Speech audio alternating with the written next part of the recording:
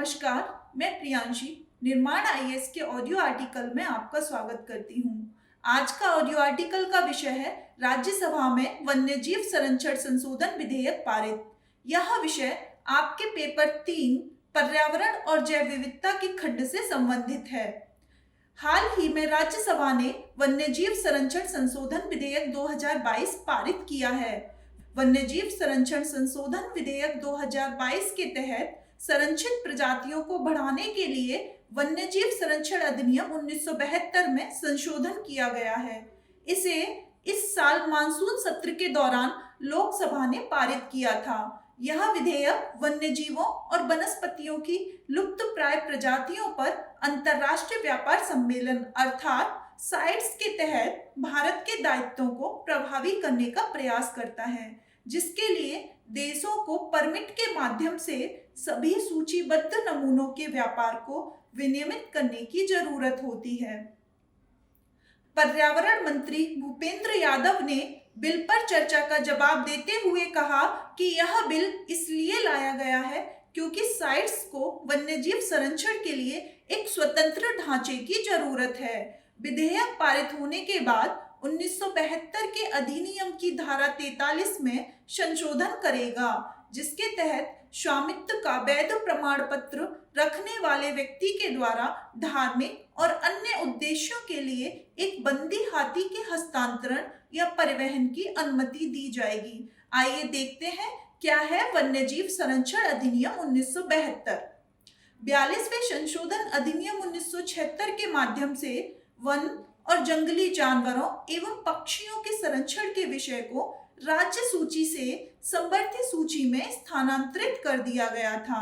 यह अधिनियम पौधों और जानवरों की प्रजातियों के संरक्षण हेतु अधिनियमित किया गया था।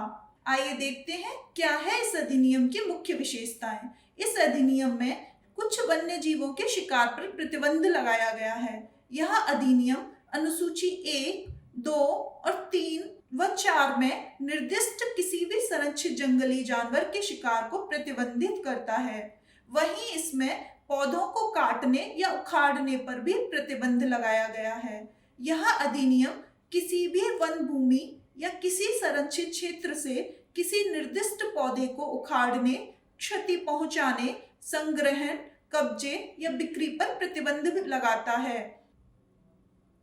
वन्यजीव अभयारण्यों और राष्ट्रीय उद्यानों की घोषणा और संरक्षण।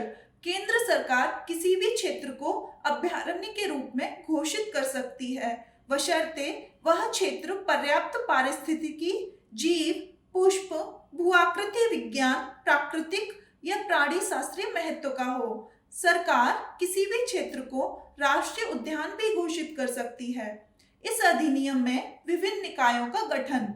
यह अधिनियम राष्ट्रीय तथा राज्य वन्यजीव बोर्ड, केंद्रीय चिड़ियाघर प्राधिकरण और राष्ट्रीय बाघ संरक्षण प्राधिकरण जैसे निकायों के गठन का प्रावधान भी करता है।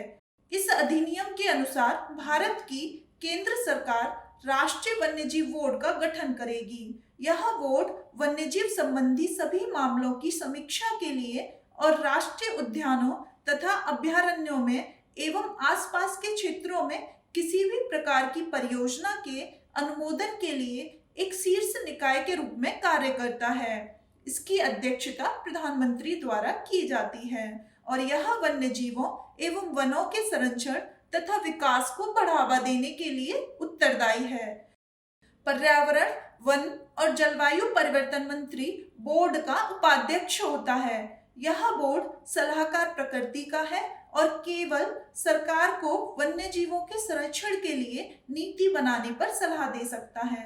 राष्ट्रीय वन्यजीव बोर्ड की स्थायी समिति। राष्ट्रीय वन्यजीव बोर्ड संरक्षित वन्यजीव क्षेत्रों के भीतर या उसके 10 किलोमीटर दायरे में आने वाली सभी परियोजनाओं को मंजूरी देने के उद्देश्य से एक स्थायी समिति का गठन करता है। वन्यजीव संरक्षण अधिनियम 1972 के तहत विभिन्न पौधों और जानवरों की सुरक्षा स्थिति को निम्नलिखित 6 अनुसूचियों के तहत विभाजित किया गया है। अनुसूची 1 में उन लुप्तप्राय प्रजातियों को शामिल किया गया है जिन्हें सर्वाधिक सुरक्षा की आवश्यकता है। इसके तहत शामिल प्रजातियों को अवैध शिकार, हत्या, व्यापार आदि से सुरक्षा प्रदान की जाती है। इस अनुसूची के तहत कानून का उल्लंघन करने वाले व्यक्ति को सबसे कठोर दंड दिया जाता है। आइए देखते हैं इस अनुसूची 1 में किन किन जानवरों को रखा गया है। तो अनुसूची 1 में आने वाले प्रमुख जानवर ब्लैक बक, बंगाल टाइगर, धूमिल तेंदुआ, हिम तेंदुआ, दलदल हिरन, हिमालयी भालू, एशियाई चीता, कश्मीरी हिरन इत्यादि शामिल हैं। वहीं अनुसूची 2 के अंतर्गत आने वाले जानवरों को भी उनके संरक्षण के लिए उच्च सुरक्षा प्रदान की जाती है, जिसमें उनके व्यापार पर प्रतिबंध आदि शामिल है। इस अनुसूची के तहत शामिल प्रजातियों का भी पूरे भारत में शिकार करने पर प्रतिबंध है, सिवाय ऐसी स्थिति के जब वे मानव जीवन के लिए खतरा हो अथवा वे ऐसी बीमारी से पीड़ित हों जिससे ठीक होना संभव नहीं है। अनुसूची 2 के तहत आने वाले प्रमुख जानवरों में Asamiya macaque, pig tailed macaque, stump tailed macaque, Bengal Hanuman langur, Himalayan blackbuck, Himalayan salamander, सियार, उड़ने वाली गिलहरी, विशाल गिलहरी इत्यादि शामिल हैं।